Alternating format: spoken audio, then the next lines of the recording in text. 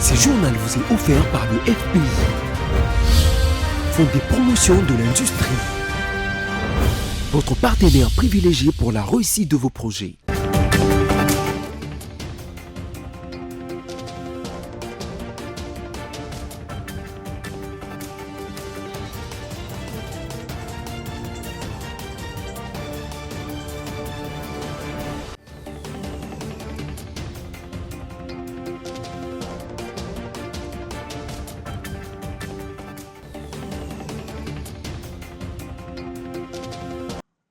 On se retrouve pour une nouvelle session d'information sur BC Télévision. Madame, Monsieur, bonsoir et bienvenue. Voici tout de suite le sommaire.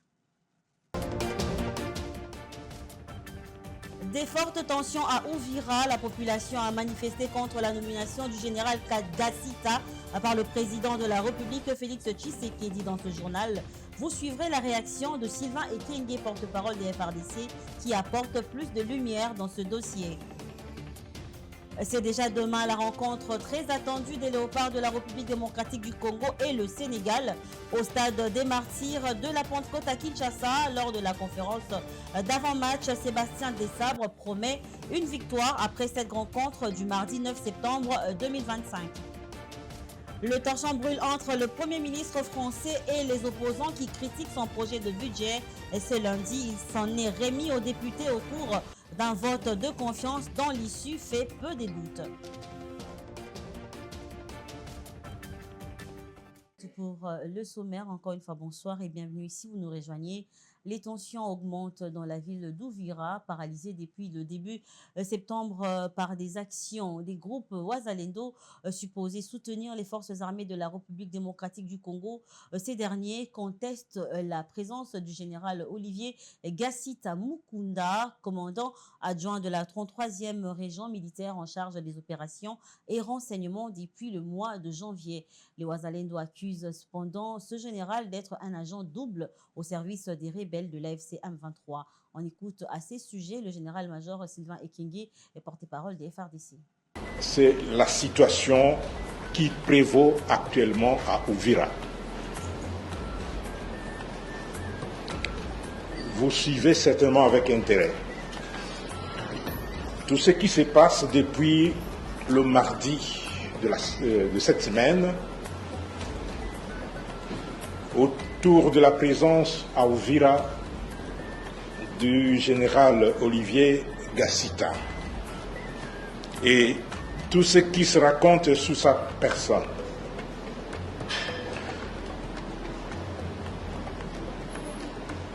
Même quelques personnes à moralité douteuse l'ont vu faire tomber Bunagana, Rutshuru, Goma, Massissi, Kavumu et j'en passe. Lancement le week-end dernier à Kassangoulou par le vice-premier ministre, ministre de l'Intérieur Jacques Machabani, de la formation initiale de 700 nouvelles recrues de la police nationale congolaise. C'est dans le cadre de la loi de programmation de la réforme de la police nationale congolaise que cette démarche s'inscrit. Sachez qu'au total, 90 000 policiers seront formés au cours des 5 prochaines années. Suivez.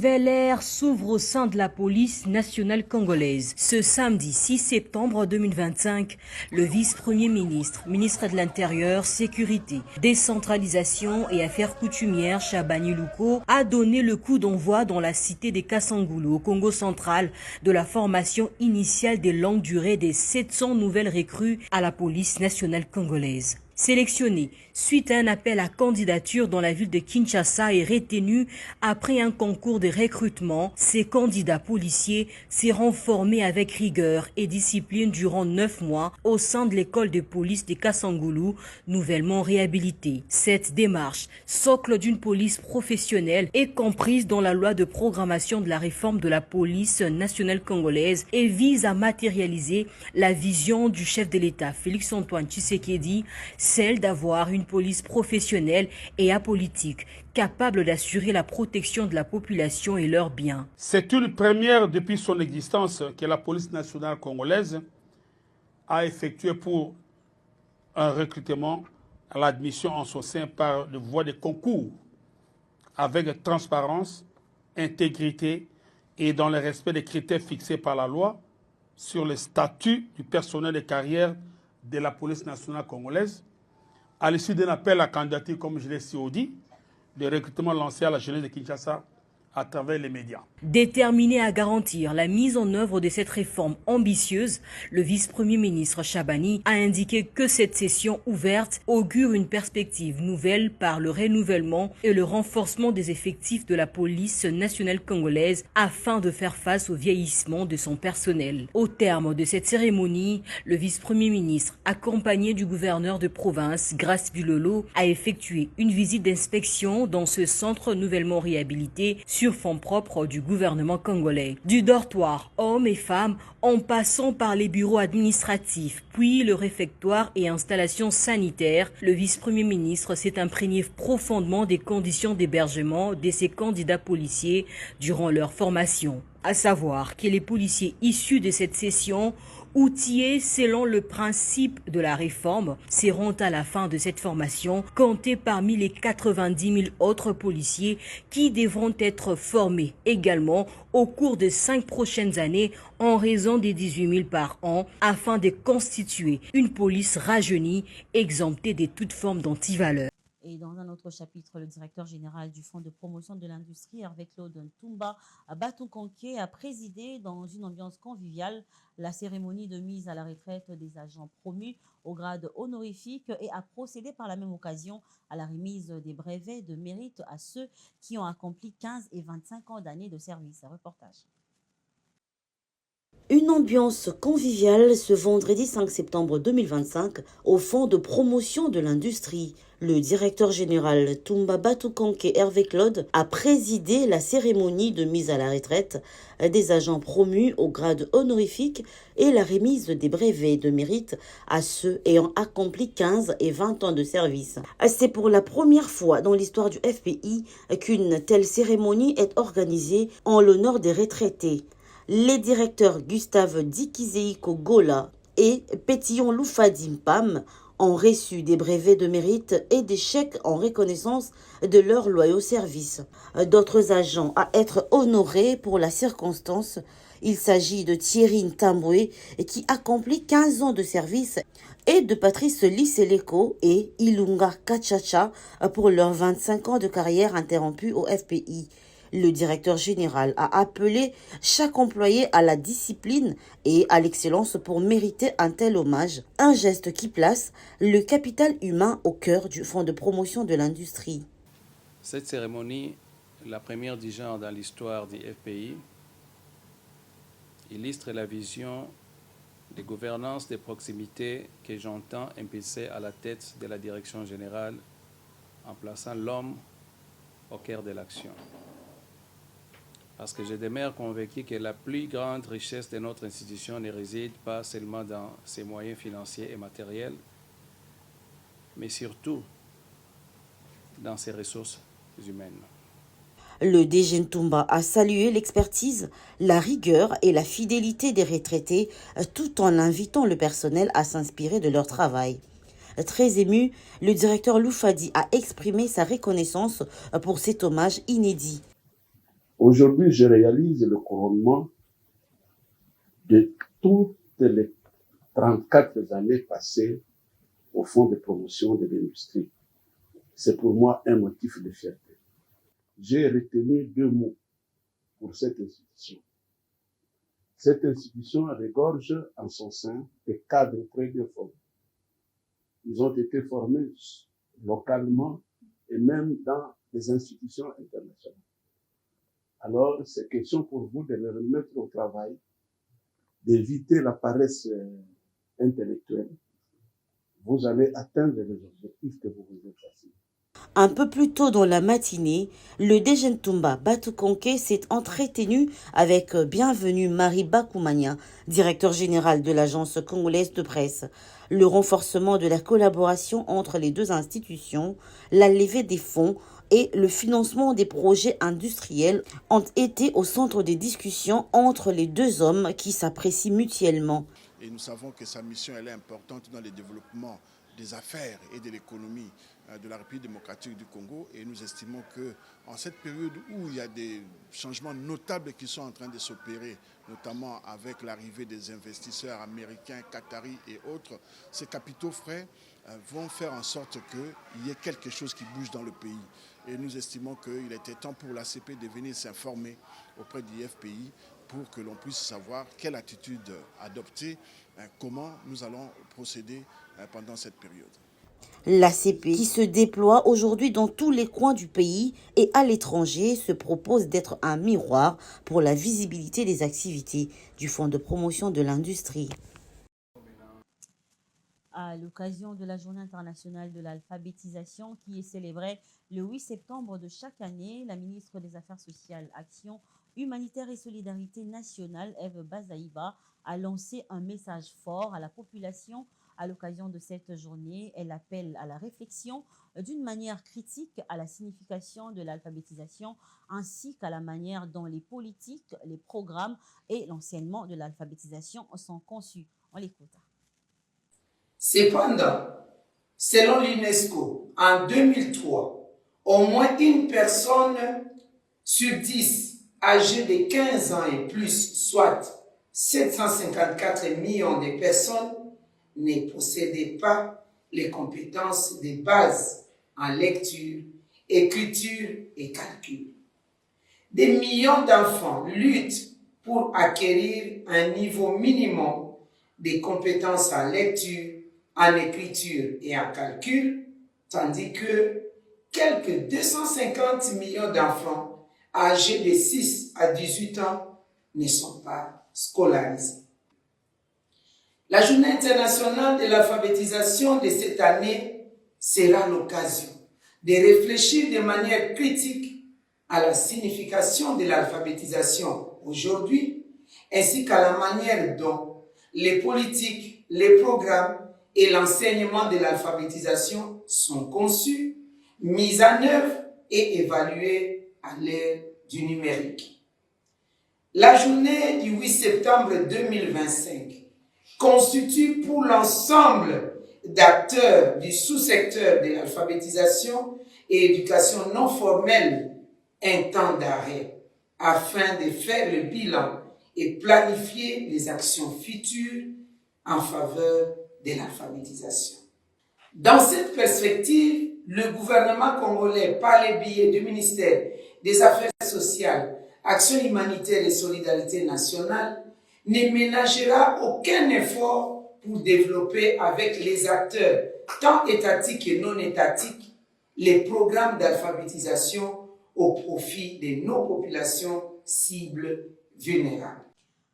Éliminatoire Coupe du Monde 2026, le stade des Martyrs de la Pentecôte est prêt pour les différentes rencontres sportives. Déjà ce mardi 9 septembre 2025, la République démocratique du Congo et le Sénégal s'affronteront pour le match comptant pour la 8e journée des éliminatoires. Ce temple du football congolais a reçu un coup de balai à la hauteur de ce choc continental. Suivez.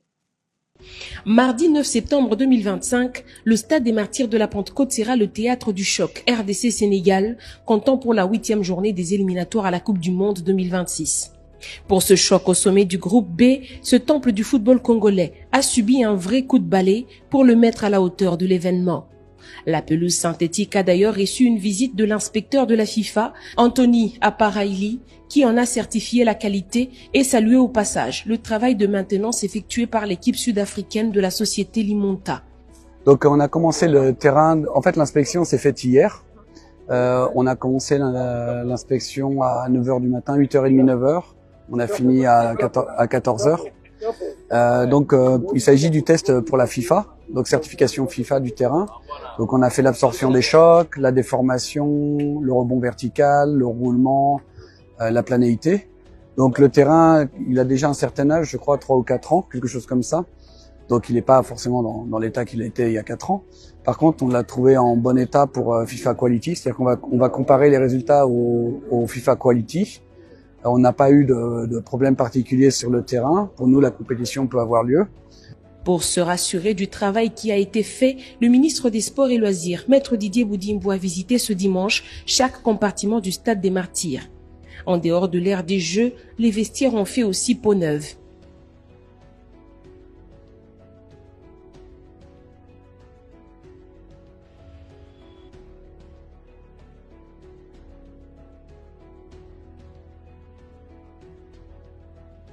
Les nombreux supporters qui viendront soutenir les Léopards ce mardi 6 septembre doivent être dans des bonnes conditions, des installations sanitaires n'ayant pas échappé à la vigilance du ministre des Sports qui était accompagné de l'administrateur de ce temple du football congolais. Leader de son groupe avec 16 points, ayant son destin en main, la RDC a besoin d'une victoire ce mardi sur le Sénégal pour se rapprocher davantage de son rêve de retrouver la Coupe du Monde de football 51 ans après sa dernière participation. Et puisqu'on a parlé du stade des Martyrs, lors de la conférence de presse d'avant-match ce lundi au stade des Martyrs, le sélectionneur Sébastien Desabre se montre confiant quant à la victoire des Léopards de la RDC dans un match qui les opposera au Sénégal, un match comptant pour la 8e journée des éliminatoires. Pour Desabre, le Sénégal n'est pas un adversaire de moindre, mais ils feront de leur mieux pour que la victoire soit certaine. On écoute dans cet extrait choisi par Ginette Fika. Le Soudan du Sud n'est pas le niveau du Sénégal. Donc c'est ça des matchs pour nous qui permettraient, en s'imposant, de valider encore une fois de plus la progression qu'on peut avoir. L'enjeu du match, tout le monde le connaît. Il est important dans l'optique de la qualification, mais il n'est pas décisif. Il y aura encore deux matchs derrière. Mais c'est vrai qu'avec notre public, on va tout faire. On va regarder cette équipe les yeux dans les yeux pour pouvoir essayer de s'imposer demain. Les garçons sont prêts. Après, le rapport de force, on va le découvrir à 3 journées de la fin et on voulait être dans la course encore, ce qui est le cas. Donc on va jouer notre chance à fond demain. Des joueurs ont fait le choix de continuer la sélection pour cet objectif particulier. Je peux vous dire que mes joueurs demain seront ultra motivés pour pouvoir remporter ce match. Nous, on abordera ce match comme d'habitude. On est à domicile. Il n'y aura pas de surprise pratiquement dans notre équipe. Tout le monde connaît comment on joue.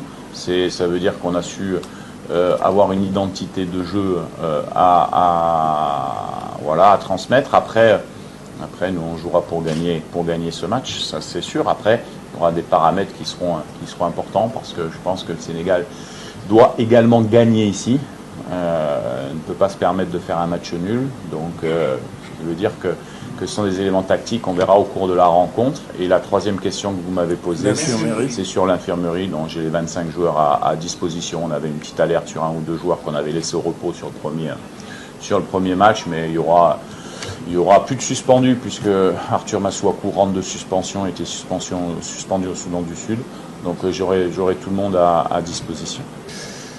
Oui, bon, ça, on peut pas savoir la physionomie du match demain et l'évolution du score. Bien sûr, il y a toujours des temps à gérer, qu'ils soient forts ou faibles. Nous, on a la possibilité demain d'attaquer avec plusieurs systèmes de jeu qu'on maîtrise, que ça soit à 3, que ça soit à 2 défenseurs. Donc, on va mettre en place quelque chose pour dans la rencontre pouvoir gérer ces aspects-là.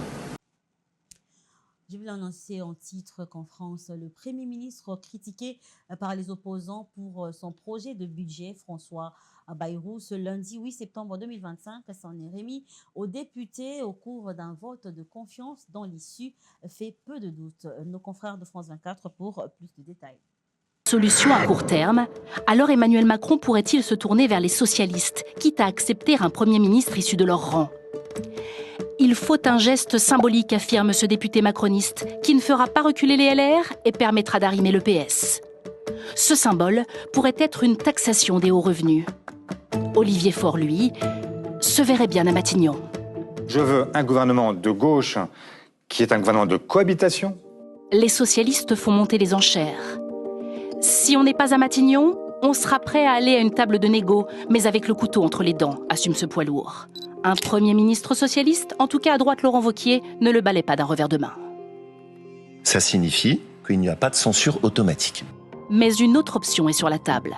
C'est ce que croit savoir cet ancien ministre. Le président vise un nouvel essai avec un Premier ministre de chez lui, type Darmanin ou Lecornu, Vautrin, qui serait chargé de trouver un accord. D'autres noms circulent, comme celui d'Éric Lombard, ministre de l'économie. Le RN lui reste inflexible et réclame avant toute chose une nouvelle dissolution.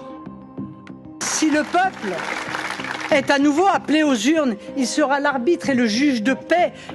Mercredi, l'Élysée scrutera le mouvement Bloquons tout. Le 18 septembre, les syndicats battront le pavé. Ce député du bloc central redoute la suite. C'est la dernière cartouche. La dissolution arrivera si le nouveau Premier ministre échoue. Une seule option reste formellement exclue par le camp présidentiel, la démission d'Emmanuel Macron. Fin de ce journal, mais avant de nous séparer, voici l'essentiel à retenir pour cette édition du lundi 8 novembre 2025. Des fortes tensions à Uvira, la population a manifesté contre la nomination du général Gassita par le président de la République, Félix Tshisekedi. Dans ce journal, vous avez suivi la réaction de Sylvain Ekenge, porte-parole des FRDC, qui a apporté plus de lumière dans ce dossier. C'est déjà demain la rencontre très attendue des léopards de la République démocratique du Congo et le Sénégal au stade des martyrs de la Pentecôte à Kinshasa. Lors de la conférence de presse d'avant-match, Sébastien Desabre promet une victoire après cette rencontre du mardi 9 septembre 2025. Et enfin, le torchon brûle entre le Premier ministre français et les opposants qui critiquent son projet de budget. Ce lundi, il s'en est remis aux députés au cours d'un vote de confiance dont l'issue fait peu de doute. C'était là l'essentiel de l'actualité de ce lundi, Madame, Monsieur. Merci à vous de nous avoir suivis. Restez branchés au programme de BC Télévision. Quant à nous, on se retrouve prochainement et je crois que ce sera avec le même plaisir. Au revoir.